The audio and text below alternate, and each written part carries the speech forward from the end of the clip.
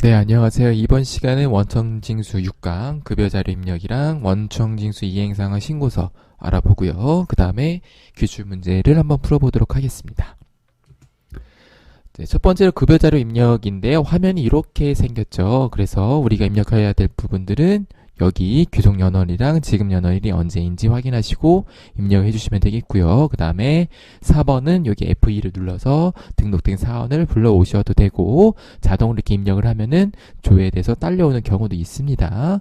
그 다음에 이제 우리가 수당공제를 눌러서 해야 되는 게 있죠. 뭐가 있냐면 수당공제, 그래서 문제에서 각종 수당에 대한 것들을 등록하라고 해서 등록을 하시면 되겠고, 과세인지 비과세인지 체크하시면 되겠고, 뭐 쓸 건지 안 쓸 건지, 여기 그러니까 쓸 건지 안 쓸 건지는 무슨 뜻이냐면 여기에 화면에 보여줄 건지 안 보여줄 건지 그런 것까지 체크를 하시면 되겠습니다. 자, 그리고 여기 하나가 수당이고요. 그 다음에 하나가 그 밑에 있는 게 공제 등록인데, 공제 등록은 여기에 항목이 있는 걸 얘기하는 거예요. 그래서 보통 기본적으로 세팅이 되어 있는데 가끔 넣으라고 하는 경우가 있습니다. 그럴 때는 넣어주시면 될 것 같습니다. 자, 그래서 여기랑 확인하시면 되겠고, 그 다음에 우리가 쓰는 게 중도퇴사자 정산이라고 있어요. 그래서 보시면은 중도퇴사자 정산에서 연말정산에 적용하는 경우가 있고 분납을 하는 경우가 있습니다. 그래서 요거를 하시게 되면 여기에 뭐 연말정산 또는 분납이라고 표시가 되는 경우가 있어요. 요것도 기출문제로 같이 한번 이따가 해보겠습니다. 자, 그렇고요. 그 다음에 원청징수 이행상황 신고서는 우리가 매월 이제 신고를 하는 건데요. 그래서 근로소득뿐만 아니라 퇴직소득, 사업소득, 기타소득, 이자 배당, 그외소득 등등에 대해서 또는 뭐 비과세소득까지 해서 등등등에 대해서 요것들을 우리가 원청징수를 해야 돼요. 원청징수 의무자는 누구죠? 회사예요. 주는 사람, 돈을 주는 사람이 원청징수 의무가 있습니다. 네. 받는 사람은 책임이 약간 면책되는 경우가 있어요. 그래서 원청징수에 이렇게 하시면 되겠고, 그래서 이 근로소득 뭐 이 등등등등을 해서 회사는 한 달에 한 번씩 신고를 해야 되거든요. 다음 달 10일까지 신고를 해야 되는데, 그래서 이 각각의 내용들에 대해서 전부 다 합쳐서 신고를 하게 됩니다. 자, 그래서 우리가 볼 것들은 요거 귀속기간이랑 지급기간, 신고 구분이 가끔 있으면은 보통 정기 신고이긴 한데요. 하시면 되겠고, 그래서 급여자료 입력 등에서 입력한 자료들을 여기에 자동으로 불러오기를 해줍니다. 자, 그 다음에 우리가 확인해야 될 게 전월 미환급 세액의 계산이라고 해서 여기 전월 미환급 세액이 있으면은 여기에 입력하는 경우가 나옵니다. 이렇게 기출형이 있고요. 그 다음에 자, 가끔 보시면 퇴직소득, 사업소득, 기타소득을 주어지고 원청징수 이행상황 신고서를 작성해봐라 라고 하는 경우가 있어요. 그래서 직접 입력하는 경우가 가끔 있거든요. 그럴 때는 여기다가 직접 입력을 해주시면 되겠습니다. 자, 요거는 출제 빈도가 낮습니다. 그래서 바로 기출문제로 한번 해볼게요. 자, 다음은 기업부서 연구소의 연구원인 김현철의 9월분 급여 명세서이다. 급여자료 입력 및 원청징수 이행상황 신고서를 작성하시오라고 되어 있습니다. 그래서 수당 등록 및 공제 항목은 불러온 자료는 무시하고 직접 입력하라고 되어 있네요. 그러니까 무슨 얘기냐면은, 자, 이렇게 만들어주란 얘기예요. 수당 등록 및 공제 항목은 불러온 자료는 무시하고 직접 입력하고, 죄송합니다. 요거 수당 등록 및 공제 항목은 불러온 자료를 무시한다는 얘기는 여기는 데이터를 무시하라는 얘기예요. 무시하고 직접 입력하시면 되겠습니다. 자, 그래서 봤더니 수당 등록 시 급여 명세서에 적용된 항목 이외의 항목은 사유 여부를 불로 체크한다. 해볼 거고요. 그 다음에 당사는 모든 직원에게 식대를 지급하여 비과세 요금을 충족한다. 그래서 얘는 비과세다. 확인하시면 되겠고, 그다음에 당사는 본인 명의의 차량을 업무 목적으로 사용한 직원에게 자가운전 보조금을 지급하며 실제 발생된 사내 교통비를 별도로 지급하지 않는다라고 해서 비과세 요건을 충족하게 됩니다. 혹시나 문제에 실제 발생된 사내 교통비를 별도로 지급한다라고 돼 있으면은 얘는 비과세가 아니라 과세 요건이 되겠어요. 그래서 얘는 과세로 변경을 해주셔야 되겠습니다. 지금 문제에서는 별도로 지급하지 않으니까 얘는 비과세 요건을 충족하고 있고요. 그 다음에 당사는 기업불소연구소의 법적 요건을 충족하며 기업연구소 연구보조비는 비과세 요건을 충족한다. 그래서 얘는 수당 등록을 하셔서 비과세를 체크를 해주시면 되겠고요. 그 다음에 원청징수 이행사항은 신고서 작성과 관련해서 전월 미환급세액은 18만원이다. 요거는 원청징수 이행사항은 신고서 왼쪽 하단에 있었었죠. 거기에 입력을 하시면 되겠고 별도의 환급 신청을 하지 않는다라고 돼 있으니까 이렇게 정리를 해주시면 되겠습니다. 그래서 입력을 해볼게요. 실습을 한번 해보겠습니다. 제가 이렇게 미리 좀 세팅을 해놨는데요. 바로 입력을 해볼게요. 자, 급여자료 입력을 들어가셔서 언제냐면은 자, 9월분 급여 명세서인데 지급일이 10월 10일이죠. 그래서 유속연월 9월인데 지급일이 10월 10일. 그럼 자동으로 이렇게 4번이 불러와지면 이대로 하시면 되겠고 없으면 F2를 눌러서 불러오시면 돼요.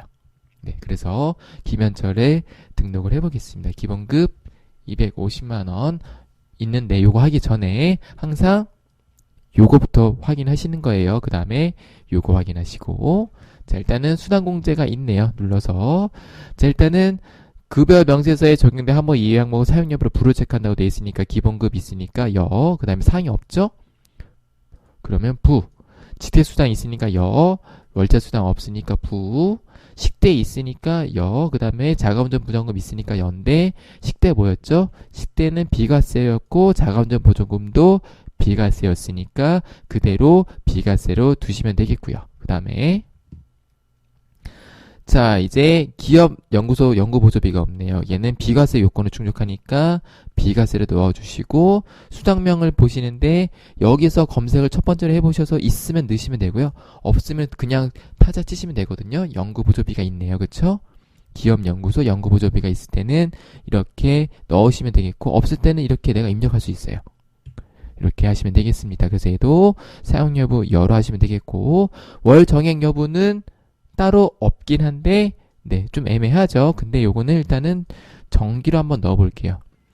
예, 해답이 어떻게 되는지 모르겠는데 이게 9월분 급여 명세서에 있고 매월 주는 거로 이렇게 보이거든요. 별도로 말이 없기 때문에 그래서 얘는 정기로 이렇게 하시고 입력을 해보시면 되겠습니다. 공제는 별도로 등록하는 거 없으니까 그냥 두시면 되겠는데 자 보니까 자, 문제 보면은 수당 등록 시 급여 명세서에 적용된 항목 이해 항목 사용 여부를 불호 체크라고 돼 있어요.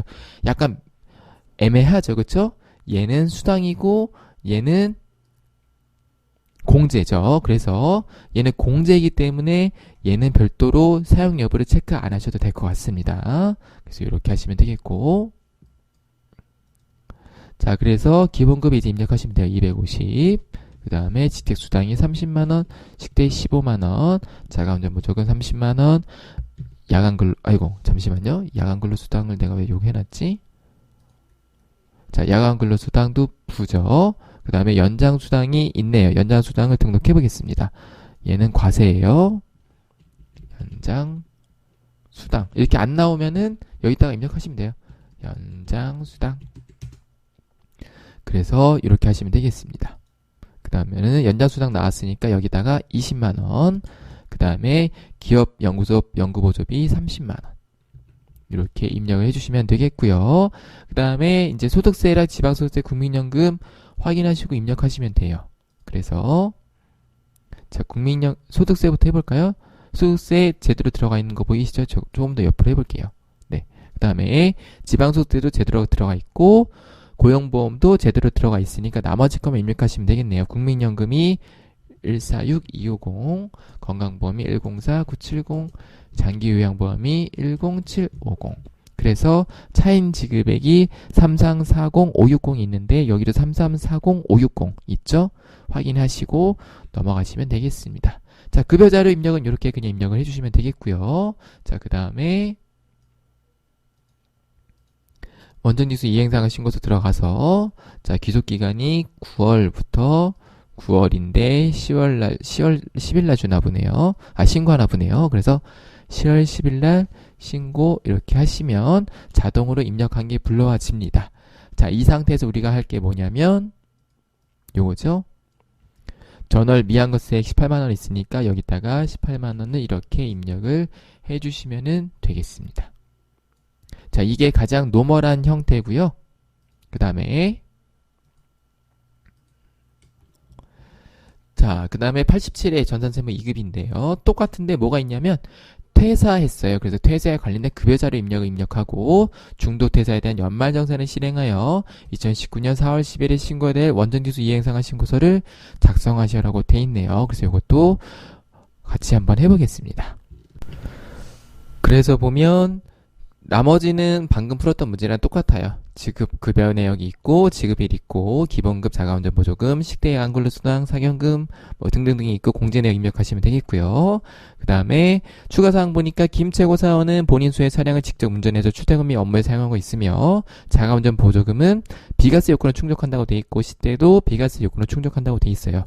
그 프로그램의 기본 세팅은 자가운전 보조금이랑 식대는 비과세 세팅으로 돼 있기 때문에 이렇게 비과세로 돼 있을 때는 혹시나 한 번 더 확인하시면 돼요. 수당 등록 눌러서 비과세 체크되어 있는지 확인하시고 돼 있으면은 그대로 바로 입력을 하시면 되겠고요. 그 다음에 이제 중도퇴사에 대한 연말정산이랑 퇴사자 하는 거를 해볼게요. 그래서 퇴사자 입력은 우리가 지난 시간에 봤던 것처럼 사원 등록 메뉴에서 퇴사 연월일을 일단 적어주시면 돼요. 이거를 먼저 적어주셔야 우리가 이따가 중도퇴사에 대한 연말정산을 실행할 수가 있습니다. 그래서 한번 보면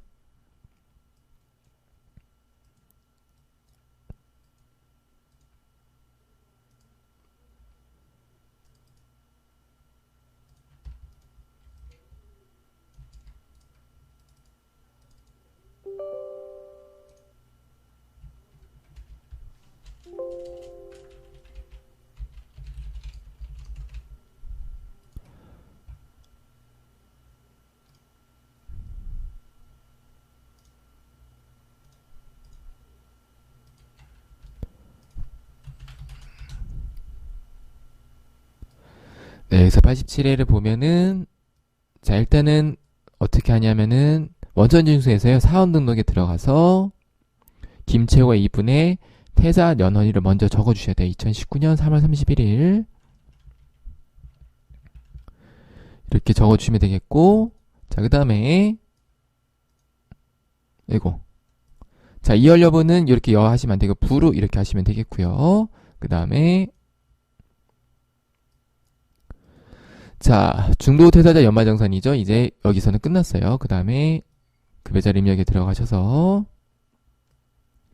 3월인데 3월 31일 지급 김채고 이제 퇴사자라고 이렇게 나오죠. 그 다음에 수당공제에서 할 건 없긴 한데 한 번 더 확인하시면 됩니다. 식대랑 자가운전 보조금이 비과세인지 확인하시면 되겠고 기본급에서 350 자 그 다음에 식대가 12만원 자가운전 보조금 18만원 야간근로수당 30만원이 이렇게 있고요. 그 다음에 공제 내역이 국민연금 그 다음에 건강보험 그 다음에 장기요양보험 이렇게 하시면은 자동으로 들어갔을 거예요. 고용보험이 좀 틀리네. 32,630원 네 이렇게 하시면 되겠고 그 다음에 이제 뭘 할 거냐면 자동으로 이렇게 나오네요. 이게 자동으로 나왔네. 네 이렇게 하시고 중도퇴사단 정산 들어가서 연말정산 이렇게 눌러주셔야 되거든요. 잠시만요. 이게 왜 이렇게 됐지? 네 이렇게 엔터를 누르니까 들어갔네요. 지금 제가 어떻게 했냐면 여기 원래 메뉴에 누를 수 있어야 되는데 안 나오네요. 여기서 엔터를 눌렀더니 나왔습니다. 이게 좀 버전 차이가 있는 것 같아요. 왜냐면은 이게 87회 때랑 지금 93회 때는 이게 프로그램이 업데이트 됐거든요. 그래서 이게 나와야 되는데 안 나왔네요. 안 나올 때는 그렇게 엔터 치시면 나오네요. 네, 그래서 이렇게 해서 중도퇴사 연말정산을 넣어주시면 되는데요. 요거는 이제 기본적으로 값이 불러오기 때문에 이렇게 넣어주시면 되겠고, 요거는 나중에 우리가 확인을 할 거예요. 이거 중도퇴사 연말정산 입력하는 거 별도로 다시 할 건데, 일단 여기서 어떻게 하시냐면 급여 반영 그냥 눌러주시면 되거든요. 그러면은 이렇게 중도정산 소득세랑 지방소득세가 들어와요. 환급을 해주는 겁니다. 내가 기중에 냈던 거 어떻게 되는 거냐면 지금 이게 일단 2019년이니까 2019년으로 해볼게요. 1월 1일부터 2019년 말일까지 해서 우리가 2020년 2월분 급여 그쵸? 이때 연말정산을 하는데 이때는 세금을 계산해서 이때 더하거나 빼거나 해서 납부하거나 환급하는 거죠. 근데 중도퇴사를 중간에 이렇게 해버리게 되면 어떻게 되는 거냐면 이때 냈던 소득세를 퇴사하는 시점에 다 돌려줘요. 그리고 만약에 이분이 한 이때쯤부터 다시 근무를 했으면은 이때 소득세를 하고 그 다음에 연말정산할 때 이때 세금을 같이 더해서 연말정산에 들어가게 됩니다. 그래서 중도정산은 무조건 다 이렇게 환급이 되는구나 라고 생각을 해주시면 돼요. 이거는 이제 나중에 연말정산에 다시 내야 되는 금액입니다. 자, 그래서 이렇게 하시면은 중도정산 적용함이라고 이렇게 나와요. 네, 이렇게 나오시면 이거 가지고 확인하시면 되겠습니다. 자, 그래서 얘는 중요한 게 뭐냐면 첫 번째로 퇴사 날짜를 사원 등록에 들어가서 문제 없어요. 사원 등록에 들어가서 입력하는 얘기가 없기 때문에 요거는 사원 등록에 들어가서 입력하시면 되겠고 그 다음에 중도퇴사 연말정산은 실행하셔서 이렇게 넣어주시면 되겠어요. 자, 다음 85의 전산세무 1급 기출이에요. 그러니까 전산세무 2급 기출 문제는 제가 방금 말씀드렸던 두 가지 유형의 문제에서 대부분 해결이 되고요. 조금 더 심화학습을 하시고 싶으신 분들은 이 뒤에 내용까지 알아두시면 좋을 것 같습니다. 지금 보면은 제가 뭘 보여드리려고 이 문제를 넣었냐면 자, 볼게요. 자, 여기 있어요. 식대는 별도의 식사를 제공받고 있어요. 그런데 지금 어떻게 돼 있냐면 문제에 필요한 수당 및 공제 항목은 수정 및 등록하고 사용하지 않는 공제는 불허하라고 되어 있는데 자, 기존에 자동으로 세팅되어 있는 값 요거는 비과세 사용 여부를 불허하셔야 돼요. 요거가 불허하시고 그 다음에 식대를 신규로 등록해서 과세를 바꿔주셔야 돼요. 요거 때문에 제가 이 문제를 넣었습니다. 요거 말고는 나머지는 평이한 수준이니까 입력을 하시면 되겠죠. 요거만 체크하고 넘어가시면 되겠고요. 그리고 육아수당도 등록을 하시면 되겠죠. 얘는 비과세 육아수당이죠. 네. 그래서 이렇게 식대를 비과세, 과세 두 개를 등록하시면 되겠고 육아수당은 비과세로 해서 월 10만 원을 등록하시면 돼요. 기본값이 10만 원이니까. 그러니까 초과되는 10만 원에 대해서는 과세소득으로 잡히겠죠. 자, 그 다음에 93회 문제인데요. 요거는 조금 까다로울 수 있습니다. 요거는 제가 지금 녹화하는 시점에 93회 그 기출 실기 프로그램이 안 나와서 그냥 있는 거 가지고 임의로 한번 해볼게요. 자, 김다음의 2019년 총급여는 6,500만 원이면 연말정산 결과는 다음과 같다. 연말정산이 끝나서 2020년 2월에 이제 납부를 하는 건데 납부세액이 얼마가 나오냐면은 이렇게 나온 거예요. 182만 8,980원이 나온 거예요. 그래서 요거를 가지고 할 건데, 자, 2번 문제는 이거는, 자, 요 위에 거 다 무시하고 밑에 거만 볼게요. 2019년 연말정산으로 인해서 추가 납부세액은 3개월간 균등하게 분납하여 납부하는 걸로 신고하였다라고 되어 있습니다. 그래서 우리가 방금 여기서 봤던 요 금액을 3개월 동안 쪼개서 해볼 거예요. 요거를 이렇게 3개월간 균등하게 분납하는 거를 해보겠습니다. 그래서 일단 요거 2분으로 한번 해볼까요?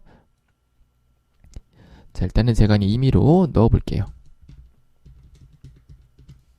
네, 이렇게 그냥 넣고요. 그 다음에 어떻게 할 거냐면 분납 적용을 누를 거예요. 최수지를. 그래서 어떻게 할 거냐면 여기 이제 이 금액을 넣어볼게요. 1828980 28980 이렇게 넣어주시면은 지방소득세도 입력을 해주셔야 돼요. 10%니까 182890 이렇게요. 원단위는 절사되는 거예요. 자, 이렇게 넣으시면 되겠고, 아이고 여기 880이라고 돼 있네. 880 넣어야겠네. 네, 880 네, 이렇게 넣으시면 되겠고, 그 다음에 얘를 가지고 어떻게 하는 거냐면은 얘를 일단 클릭하세요. 얘가 지금 김다음이라고 해볼게요. 최수지 이렇게 클릭하시고 그 다음에 분납 계산을 먼저 눌러주시면은 이렇게 3개월치 1차 분납, 2차 분납, 3차 분납으로 나눠져요. 분납 계산을 눌러주시면은 이렇게 이 금액이 나누기 3에서 들어가는 걸 확인하시면 돼요. 이 다음에 분납 적용을 누르시면 분납 데이터가 적용되었습니다라고 하면서 여기 분납이라고 생겨요. 이렇게요. 여기 이렇게 분납이라고 생기는 거를 확인할 수가 있겠고, 연말정산 추가적으로 된 금액들을 추가로 공제하는 거를 이렇게 확인할 수가 있겠습니다. 자동으로 들어가는 거예요. 네, 이렇게 정리를 하시면 되겠고요. 자, 그 다음에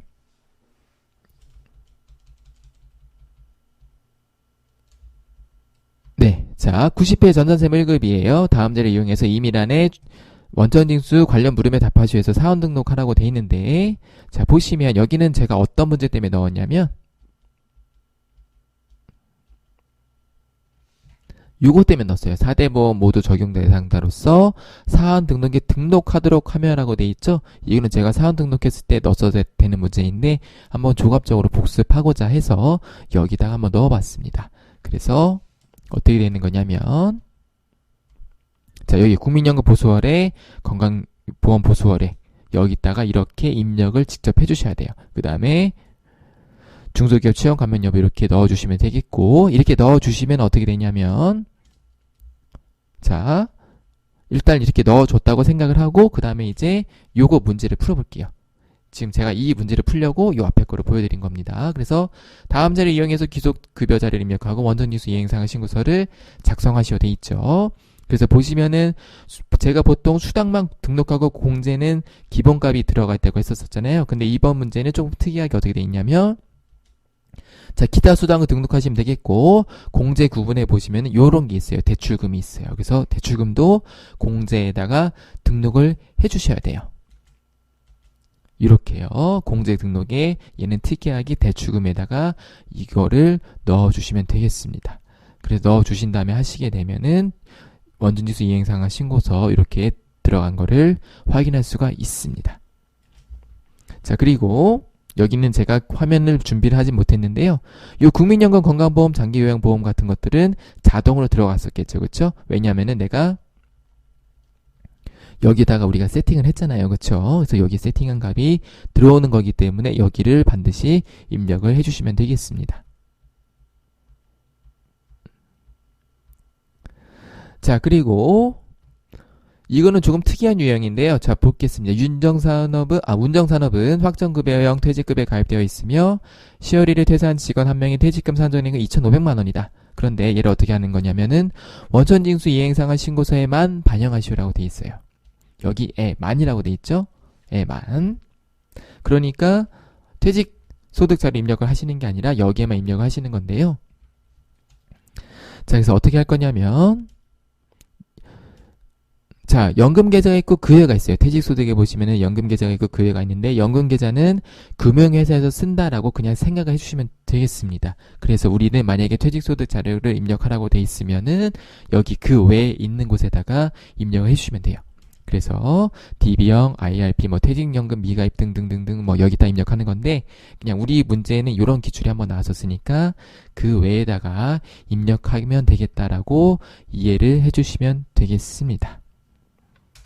자, 이거 말고도 여러 가지 유형이 있어요. 뭐가 있냐면 지금 제가 방금 말씀드렸던 퇴직소득 자료 입력하는 유형도 있고 이렇게 돼 있긴 한데, 일단 기본적으로 이렇게 감을 잡아주시면 되겠고, 퇴직소득 자료 입력하는 것들이나 뭐 기타 자료 입력하는 것들은 약간 자주 나오지 않는 주제여서 제가 조금 생략을 한 부분이 있는데요. 요거는 나중에 기출문제 학습을 하시면서 나오시게 되면 그때 다시 학습을 해주시면 되겠습니다. 자, 이렇게 해서 제6강 급여자료 입력 및 원천징수 이행상한 신고서도 마무리를 해보도록 하겠습니다. 시청해주신 여러분들 감사합니다.